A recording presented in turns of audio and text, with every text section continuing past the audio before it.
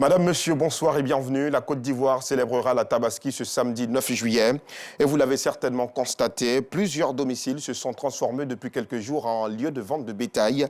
On ne passe pas dans un seul quartier d'Abidjan, dans un seul des quartiers d'Abidjan, principalement les quartiers des communes du Nord et du Sud, sans rencontrer des enclos devant les maisons.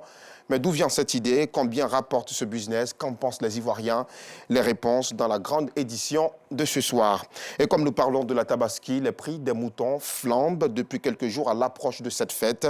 Ce vendredi, plusieurs fidèles musulmans qui veulent sacrifier à la tradition d'Abraham se plaignent du coût élevé des moutons. À Abobo et à Djamé, certaines familles sont confrontées justement à des difficultés face à la hausse des prix. Le reportage de Clarisse Kanyala, nous vous le proposerons à 19h30.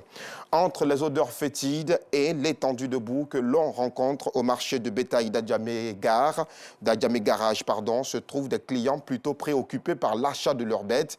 L'hygiène et les règles de salubrité ne sont pas toujours respectées dans certains marchés de bétail comme celui-ci, encore moins à la veille de la Tabaski. L'une de nos équipes de reportage y a fait un tour.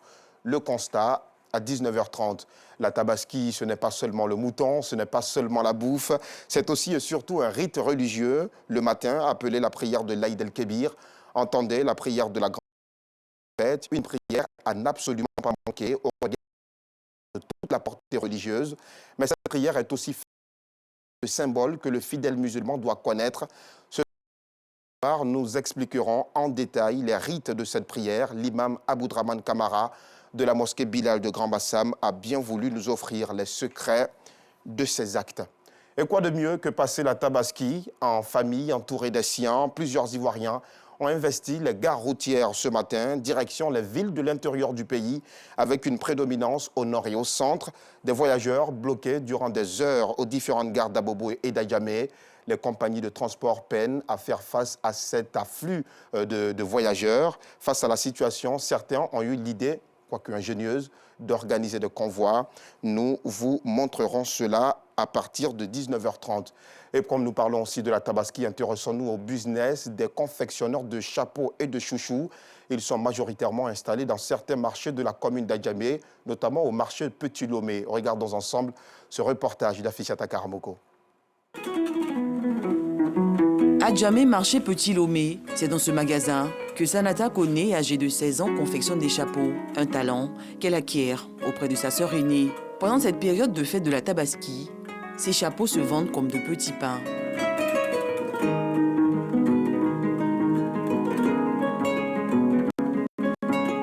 Ça fait 8 mois que je fais les chapeaux. En fait, ça marche beaucoup. Un à 3 000, prix d'en un à 2500. Pendant les mariages, les gens viennent payer beaucoup. Quand je vais avoir beaucoup d'argent, je vais faire un magasin de chapeaux. L'adolescente est encouragée par ses clientes.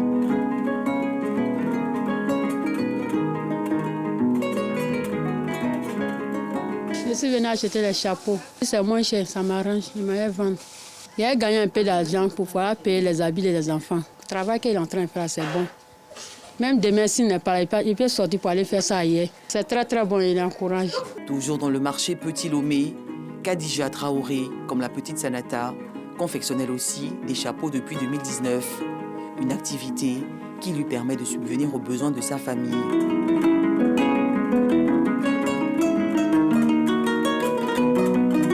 J'ai une camarade qui m'a montré à faire ça. Quand j'ai commencé à faire, grâce à bon Dieu, j'ai vu que les gens ils ont aimé, ça marche. La journée de fête même, les gens paient bien même. Les bénéfices que je gagne, mes enfants qui vont à l'école, je m'occupe de ça. Le reste, là, je prends pour me faire mes besoins. Maman aussi est là, on fait besoin de la vie aussi. Je suis venue payer chapeau pour porter devant mon mari, les jours de la fête. À quelques kilomètres de ce marché, Ousmane et Mohamed s'adonnent à cœur joie à la confection de ces chapeaux, mais aussi à la confection des chouchous. La fête de l'Aïd el-Kébir ou encore la fête de la Tabaski est un moyen pour eux de faire de bonnes affaires.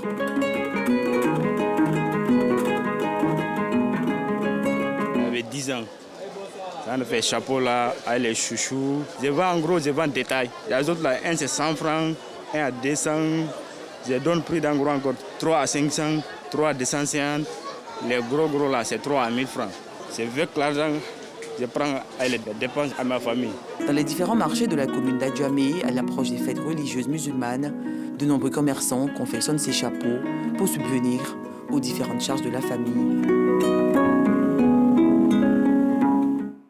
Et cette page noire, en Angola, l'ancien président José Eduardo dos Santos est mort ce vendredi 8 juillet 2022 en Espagne. Il avait 79 ans et a régné sur le pays durant 38 bonnes années de 1979 à 2017. Voilà, c'est tout pour ce bref tour de l'actualité. Rendez-vous à 19h30 pour la grande édition.